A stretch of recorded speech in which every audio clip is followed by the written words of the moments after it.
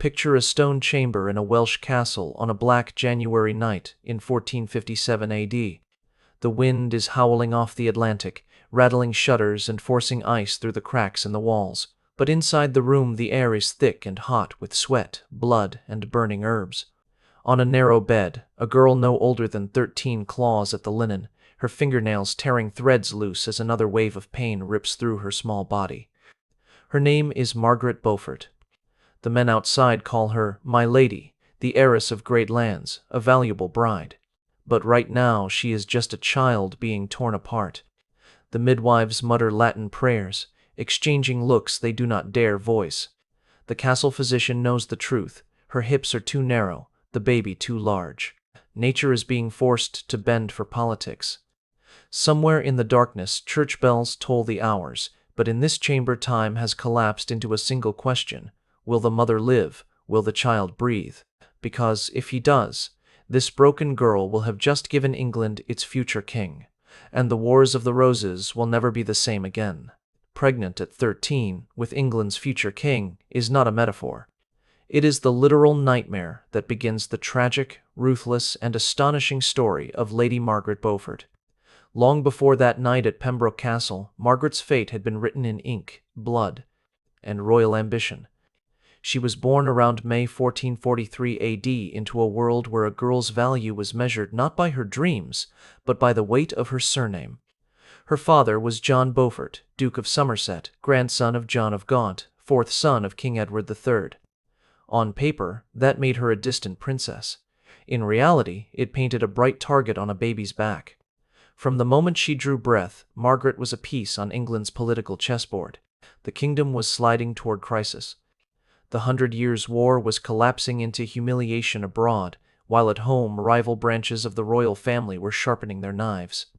The houses of Lancaster and York were not yet openly at war, but the tension was everywhere, in council chambers, in whispers behind tapestries, in the way nobles studied each other at feasts, silently calculating who might one day wear the crown or lose their head.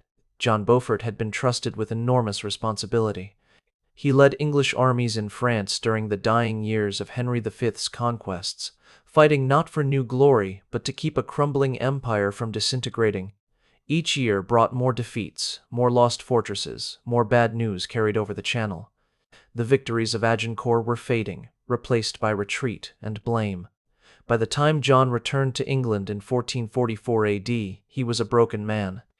Courtiers noticed how he stared at nothing for long stretches, fingers twitching as if they still gripped a sword. He ate little, spoke less, and seemed to shrink inside his own armor. When he died soon after, the official record blamed a fever. Those who had seen the emptiness in his eyes whispered a different word: suicide. Others suspected poison. In those days, any sudden noble death was an invitation to conspiracy. Whatever the truth, Margaret was not yet 2 when her father's body was carried to burial. She would grow up with his name, his lands, and his failure, but without his protection. Her mother, the widowed Margaret Beauchamp, understood exactly what that meant. In 15th-century England, an heiress with royal blood was not a daughter. She was a prize. If the wrong family married her, they might gain a path to the throne. If the right family claimed her, she became their shield and bargaining chip. So while other little girls chased each other through the gardens of Bletsoe Castle, Margaret's future was being divided into contracts and negotiations. Around the age of 6, before she even understood what marriage meant, she was formally betrothed to John de la Pole, son of William de la Pole, Duke of Suffolk. On parchment, it looked perfect. 2 powerful houses bound together, their children pledged while they were still learning to read. No one asked Margaret's opinion. Her tiny hand might someday wear a crown. For now, it could barely hold a quill. Clerks drafted dowry terms while she played with dolls, unaware that her life had already been traded like a piece of land. But politics moved faster than childhood. Suffolk, the architect of her betrothal, was blamed for disastrous dealings with France and for arranging Henry VI's marriage to Margaret of Anjou on humiliating terms. In 1450 AD, as England's anger boiled over, he was intercepted at sea. On board a ship in the Channel, he was forced to kneel, and the executioner's blade was so dull it took several strokes to sever his head. With Suffolk's death, the alliance he had crafted for his son and Margaret turned to ash. the betrothal papers became worthless. In weeks, little Margaret shifted from future Duchess of Suffolk back to highly available heiress with royal blood, a girl whose hand could tilt the balance of power. Her mother understood what many would not say aloud. In the storm that was coming, survival belonged not to the noblest, but to the most adaptable. Margaret would need more than prayers. She would need protection from someone close to the throne itself. That someone would soon appear in the form of a young man with an unfashionable Welsh surname, a dubious pedigree, and the one thing everyone craved, the favor of King Henry VI. His name was Edmund Tudor, and whether Margaret knew it or not, he was about to change her life, her body, and the destiny of England forever. Edmund Tudor did not come from one of the ancient dynasties that filled England's chronicles. His father, Owen Tudor, had been a Welsh gentleman of modest rank who caught the eye of a queen, Catherine of Valois, widow of Henry V. Their secret marriage scandalized the nobility, but their sons, Edmund and Jasper, were later recognized and ennobled by Henry VI. To conservative nobles, the Tudors were upstarts with an awkward mix of Welsh blood and royal favor. To Henry VI, they were trusted half-brothers in a court full of factions. That made Edmund valuable, and it made him exactly the sort of man the crown wanted tied to a girl like Margaret Beaufort, someone whose loyalty would be anchored by Lancastrian blood. In 1455 AD, when Margaret was about 12, the arrangement became reality. Bletsoe Castle was hung with tapestries, musicians played, priests prepared a marriage service. This time, there would be no broken betrothal. The stakes were too high. Edmund was in his mid-20s, hardened by war and court life. Margaret was not yet fully grown, still teetering between childhood and womanhood. The vows spoken that day were wrapped in the language of love and duty, but everyone knew this was a transaction. Margaret's Beaufort blood gave Edmund a direct link to the royal line. Edmund's closeness to Henry VI offered Margaret a fragile shield. The wedding feast ended. The moment that mattered followed. In the 15th century, there was no thought of waiting for a child bride to mature. Noble marriages existed to produce heirs. A girl's body was treated like a field to be sown as soon as the ink dried on the contract. The details of that first night remain unrecorded, but their consequences are clear. The marriage was consummated immediately. Within months, Margaret's belly began to swell. Her back ached, her strength drained. Older women watched with a mixture of pride and dread. They had seen this before, a child ordered to give birth to a child. Outside, England convulsed. That same year, 1455 AD, the first clash of what would become the Wars of the Roses erupted at St. Albans. The White Rose of York and the Red Rose of Lancaster were no longer just badges. They were battle standards. Henry VI's weakness opened the way for civil war, and ambitious men on both sides rushed in.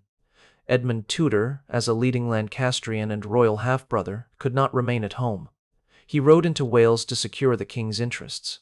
While Margaret's pregnancy advanced, he moved through a landscape of raids, sieges, and shifting loyalties.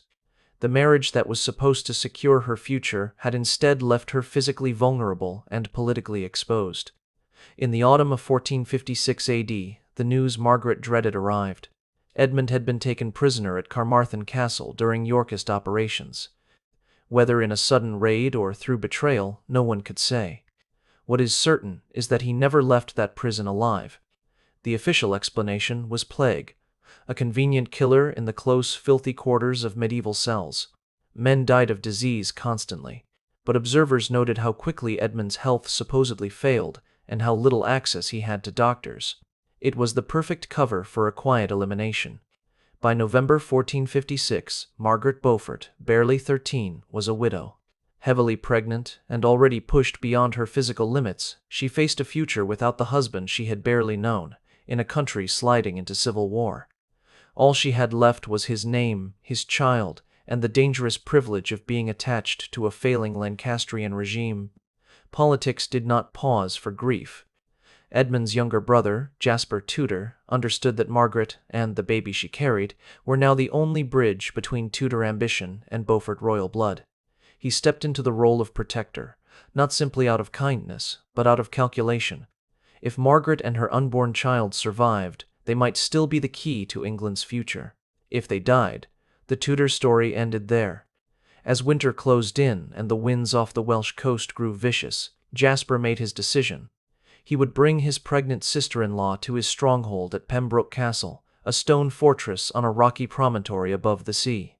There, behind thick walls and iron gates, Margaret would face the most dangerous night of her young life, and the child inside her would fight his first battle simply to be born. Pembroke Castle was built for war, not comfort. It rose from a limestone outcrop above Milford Haven, its great round kept staring out over grey, restless water. In winter it felt less like a home than a stone shell between human life and the elements. The sea wind screamed through every gap. Ice crept along the inside of the windows. Even roaring hearths could not push the cold from the corners of the rooms. Into this harsh fortress Margaret was brought, wrapped in cloaks, her pregnancy far advanced. The journey itself was an ordeal. Winter roads were frozen ruts, flooded rivers forced detours. Her litter jolted with every hoofbeat, each movement sending pain through her back and belly. What should have been a short trip stretched into days of grinding discomfort. Waiting at Pembroke was Dr. Lewis Caerleon, an experienced physician. He had delivered noble babies before and studied the best medical authorities of his age. But when he examined Margaret, all that learning felt useless. Her pelvis was narrow, not fully developed. The baby inside her was large and badly positioned. In quiet conversation with Jasper Tudor, Caerleon said what every midwife in the castle already feared: this birth could easily kill both mother and child. The choices were all terrible. Try to turn the child and risk immediate death. Wait and hope nature corrected the problem while Margaret's strength ebbed away. Attempt a crude cesarean, which usually meant saving the baby at the price of the mother's life. Jasper, barely 25, suddenly found himself weighing a girl's survival against the possible future of a dynasty. Through the winter of 1456 to 1457, Margaret's world shrank to a few chambers hung with heavy tapestries to block the wind. Pain and exhaustion became her constant companions. She struggled to cross a room without gasping. Each day brought her closer to a birth that everyone around her dreaded and that she, in prayer, begged God to let her survive. She coped the only ways she could. On one side, she showed a frighteningly adult calm, listening when men spoke of politics, absorbing how power worked. On the other, she flung herself into religion with desperate intensity. Hours in the chapel left her knees raw. She recited Latin prayers until her voice cracked, trying to wrest meaning from suffering. Her labor began on a January night in 1457 AD, not with gentle twinges, but with a bolt of pain that doubled her over as she walked slowly along the battlements for exercise. She was carried back to her chamber while the midwives, women who had delivered countless babies, exchanged looks that said more than words. They knew what it meant when a child was asked to give birth to a child. They prepared the room with practiced ritual, basins of hot water, bundles of linen, herbs burned until thick smoke hung in the air, knives laid out to cut the cord, and, if necessary for darker procedures no one wanted to name, crude hooks and forceps set ready in case the worst became unavoidable. Hour after hour, Margaret labored. Her screams bounced off the stone until her voice broke and fell into hoarse animal sounds. Dame Gwen, the senior midwife, used every technique she knew: repositioning, massage, whispered encouragements. Outside, Jasper paced the corridor, hearing the muffled cries and knowing his family's future might live or die in that room. By dawn, she had been in agony for most of a day. Her strength was almost gone. Dr. Caerleon, summoned again, listened with his ear against her belly for the baby's faltering heartbeat and saw the signs of internal bleeding. The time for hesitation was over. He and Dame Gwen agreed on a last, desperate attempt at manual delivery, a procedure that might save the child but would leave the mother torn and broken if she lived at all. There were no anesthetics, no sterile instruments, no blood transfusions. Just a terrified 13-year-old gripping a wooden bed frame while strangers reached inside her body to drag a life into the world. When the baby finally emerged, he was pale, limp, almost silent. For a moment the room held its breath. Then Dame Gwen cleared his mouth and nose, rubbed his tiny chest, and a thin, furious cry split the air. That sound announced the arrival of Henry Tudor, the boy who would one day become Henry VII, first king of the Tudor dynasty. Margaret, drifting in and out of consciousness, heard it through a haze of pain. For a brief heartbeat, he was laid on her chest, a small, warm weight smelling of blood and birth. Then he was carried to the fire to be cleaned and swaddled, while Margaret's world narrowed to darkness. The damage to her body was terrible. In the days that followed, fever raged. Dr. Caerleon found extensive tearing and internal injury. She was treated with the full, brutal toolkit of medieval medicine: bloodletting, herbal concoctions, poultices, and ceaseless prayers. Somehow, against the odds, she survived. But that single birth had effectively ended her ability to carry more children. At 13, her reproductive life was over. For most women of her time, that would have been the end of their significance in the eyes of history. A girl used up by dynastic politics and left broken. For Margaret Beaufort, it was only the beginning. She had nearly died to bring a king into the world. From that moment on, she would dedicate every breath she had left to making sure that the boy who almost killed her reached the throne her body had paid for. Margaret did not simply rise from that bed and resume life.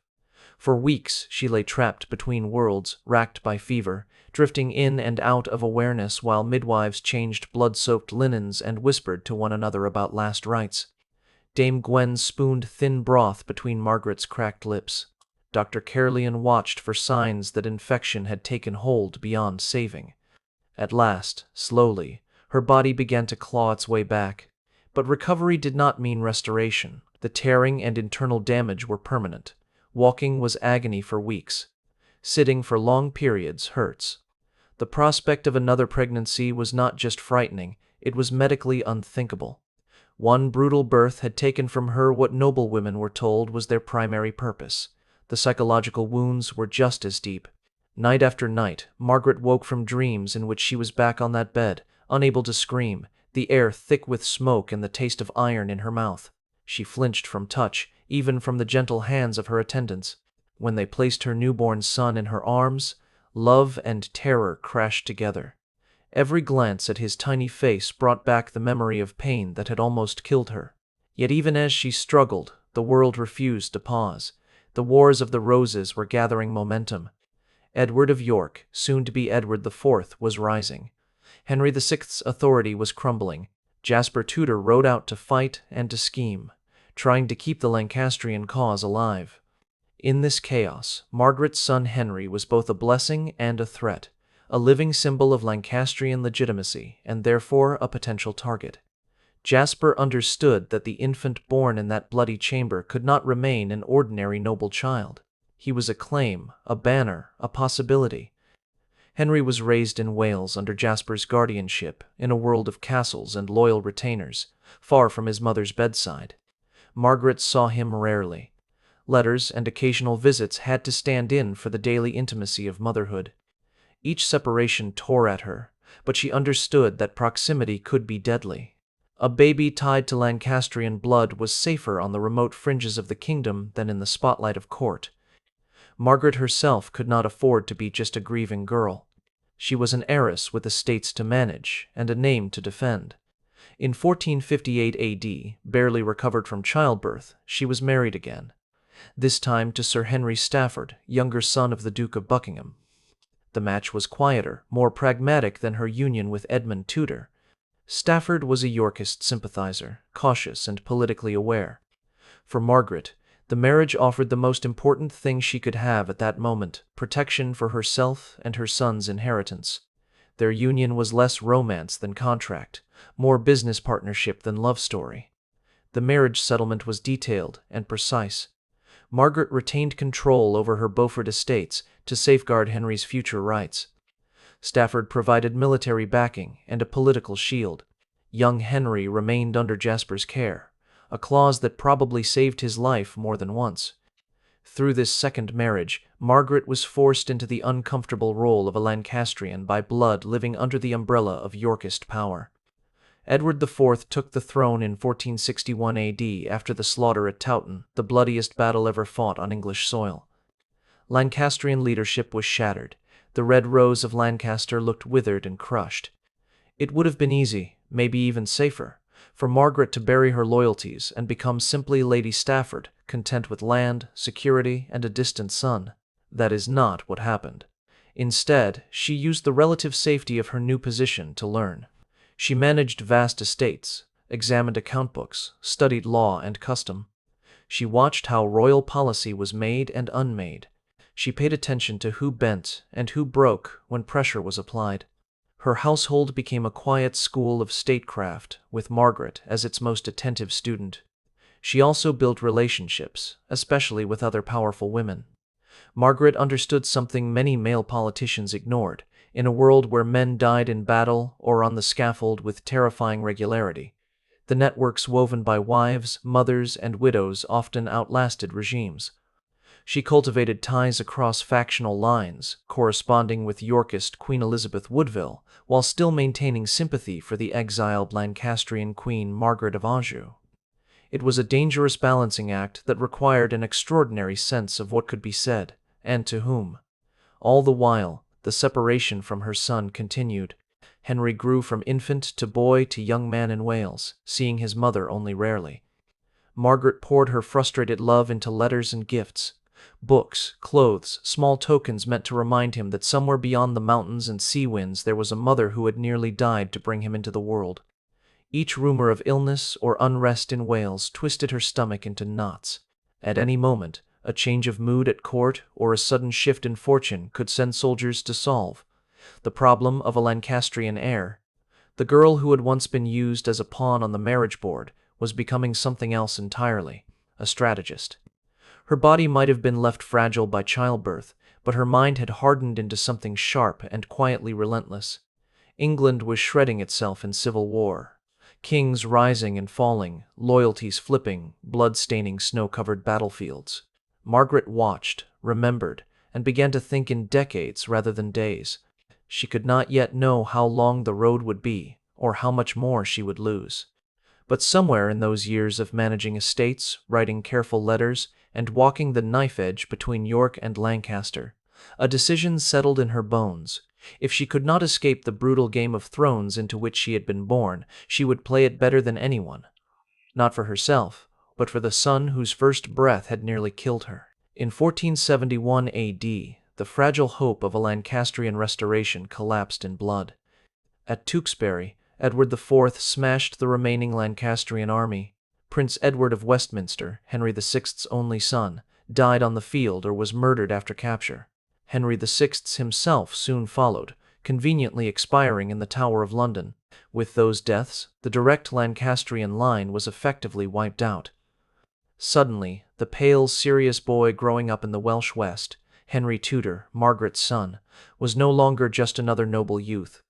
Through his mother's Beaufort blood, he became the most viable surviving claimant to the Lancastrian cause. His claim was complicated, tangled in questions of legitimacy and distant descent, but in a world starving for alternatives to Yorkist rule, it was enough. That made him valuable. It also made him a target. Jasper Tudor saw what was coming. Yorkist power, freshly reconfirmed by victory, would not tolerate a living symbol of opposition. Henry could not stay in Wales. On a storm-lashed night in September 1471, the 14-year-old boy boarded a ship at Tenby with his uncle Jasper and vanished into exile in Brittany. Margaret was not there to see him go. News reached her days later. Her only child was now beyond the sea, in the hands of foreign rulers whose loyalty was always for sale. She did not know if she would ever see him again. The grief of that realization hardened into something cold and bright. If she could not protect him with her arms, she would protect him with her mind. Henry Stafford, her second husband, died that same year, worn down by war wounds, illness, and political stress. His death left Margaret a twice-widowed woman in her late 20s, with estates, intelligence, and a son in exile whose survival depended on the changing winds of European politics. She could have chosen safety, remarried a minor noble, and retreated into rural respectability. Instead, she made the most important political choice of her life. She married Thomas Stanley, Lord Stanley, one of the most calculating and adaptable men in England. Stanley had a gift for survival. He changed sides late and cleverly, always managing to be on the winning team at the critical moment. His family commanded large retinues in the northwest and possessed a web of connections that reached into every corner of the realm. Their marriage was a partnership, not a romance. Margaret brought royal blood, a keen mind, and connections among both Lancastrian loyalists and disaffected Yorkists. Stanley brought soldiers, information, and plausible deniability. Together, they became a quiet engine of conspiracy. While Henry Tudor navigated the dangerous politics of Brittany, cherished one day as a useful bargaining chip, threatened the next with extradition back to Yorkist England. Margaret built an intelligence network that would not have shamed a modern spymaster. Merchants, clerks, servants, priests, and minor nobles carried news to her. Letters in code crossed the channel. Harmless-looking correspondence about fabrics or harvests hid messages about ship movements, alliances, and the mood of foreign courts. When Edward IV died suddenly in 1483 AD, his 12-year-old son Edward V should have inherited the throne. Instead, the boy and his younger brother were taken into the Tower of London by their uncle, Richard, Duke of Gloucester, and disappeared. Richard crowned himself Richard III. Whispers that he had murdered his nephews spread like wildfire. For Margaret, this was the crack she had been waiting for. Richard's seizure of power shattered the Yorkist claim to moral legitimacy. Many who had accepted Edward IV balked at following a king widely suspected of child murder. Suddenly, Henry Tudor's distant claim, combined with the promise to marry Elizabeth of York and unite the rival houses, looked like a real solution. Margaret moved with breathtaking audacity. Working through Bishop John Morton and other allies, she helped coordinate a rebellion inside England, while Henry prepared an invasion from Brittany. The plan failed in 1483, when the rebellion collapsed and Henry's ships were scattered by storms. Men who had joined the conspiracy died on the scaffold. Margaret herself narrowly escaped execution. Richard III ordered her lands seized and placed her technically under house arrest in Stanley's custody. But locking Margaret Beaufort in her own house was like trying to drown a flame in oil. Even constrained, she kept plotting. Messages continued to flow. She calculated, waited, and redrew her plans. When Henry finally sailed from France in 1485, landing at Milford Haven, not far from the castle where he had been born in blood and agony, Margaret's years of quiet work were ready to bear fruit. On 22 August 1485, in a field near Bosworth, Richard III and Henry Tudor faced each other across churned English earth. The Stanleys, as so often, stood between. Officially, they were Richard's men. In reality, they hesitated, watched, and waited for the decisive moment. When it came, their forces crashed into Richard's flank at the critical second, tipping the balance. Richard III died fighting, his crown later found hanging on a thorn bush. The man who picked it up and placed it on Henry's head was Thomas Stanley, Margaret's husband. The boy who had almost died in his mother's womb stood, mud-stained and exhausted, as King Henry VII of England. The girl who had almost died bringing him into the world became, My Lady the King's mother, one of the most powerful women in the realm. She would live to see her son marry Elizabeth of York, symbolically uniting the red and white roses, and to see the birth of the child who would become Henry VIII. Margaret Beaufort died in 1509 AD, just days after her grandson's coronation. On the surface, her story can be told as a triumph, a woman who, starting as a pawn, became a master player and founded a dynasty that reshaped England and the world. But beneath the marble of her tomb in Westminster Abbey lies a more complicated truth. Margaret paid for that triumph with her body, torn at 13. She paid for it with her motherhood, lived mostly at a distance from the son she adored. She paid for it with decades of fear, compromise, and relentless political calculation. When we remember her as the iron-willed architect of Tudor victory, we should also remember the girl at Pembroke, screaming into the stone while the wind howled outside and no one could promise she would live to see sunrise. If stories like Margaret's make you see history differently, not as dates on a page, but as human lives bent and broken by power, hit the like button, subscribe to the channel, and tell me in the comments where you're watching from. Somewhere out there, across oceans and centuries, we're still living with the consequences of what a 13-year-old girl was forced to endure for England's future king. Giz.